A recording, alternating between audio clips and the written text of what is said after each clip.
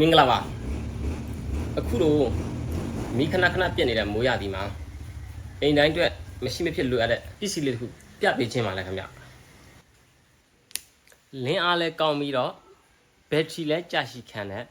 ခင်းပါဝါရဲ့အာသွင်းမီတီးပါခင်ဗျခင်းပါဝါမီလုံးကလက်တီယမ်ဘက်ထရီကိုသုံးထားလို့ရေရှည်မှာလဲ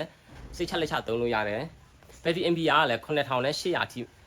ပါဝင်တာမို့လို့တော်တော်လေးထွန်းခံတဲ့ထဲမှာပါဝင်ပါတယ်ခင်ဗျလင်းအားကိုအကုန်လုံးဖွက်ထားရင်9နာရီလောက်ရတယ်ဟိုကလည်းမိမ့်လေးဖွက်ထားမှဆိုရင်တော့10နာရီအထိအထွန်းခံပါလဲခင်ဗျကျွန်တော်စီကဝယ်ထားတဲ့ customer တိုင်း bad review လုံးဝမရှိတဲ့ပစ္စည်းလေးမျိုးကျွန်တော်လူကြီးမင်းတို့နဲ့ message ပေးတာခင်ဗျအမှလင်းအားတစ်ချက်ကြည့်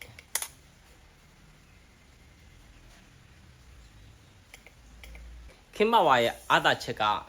IP rating ပါလို့မိုးရဲရည်ရဲသွားရင်လည်းအဆင်ပြေတယ်သူမှအာသာချက်နောက်တစ်ခုရှိသေးတယ်အရေးပေါ်ဖုန်းဘက်ထရီအားကုန်တာတို့ဘာလို့ဆိုရင်သူကနေပြီးတော့အမှ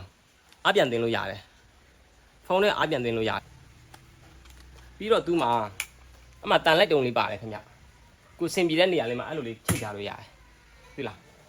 ပြီးတော့ကျိုးလေးပါလေးမှာဂျိန်းနဲ့ချိတ်ထားမှဆိုလည်းအဆင်ပြေတယ်ခင်းပါဝါမီတီလေးလိုချင်ရင်ကျွန်တော်စီမှာဝ50နဲ့30ဆိုပြီးတော့နှစ်မျိုးရွေးချယ်ပဲယူလို့ရပါတယ်ခင်ဗျ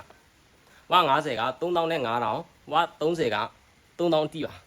အားကြာရှိခံပြီးလင်းအားကောင်းတဲ့အဲ့လိုမီတီလေးလိုချင်ကင်းပါဝါပဲရွေးပါလုံးဝမမှားသေးရဘူးလူကြီးမင်း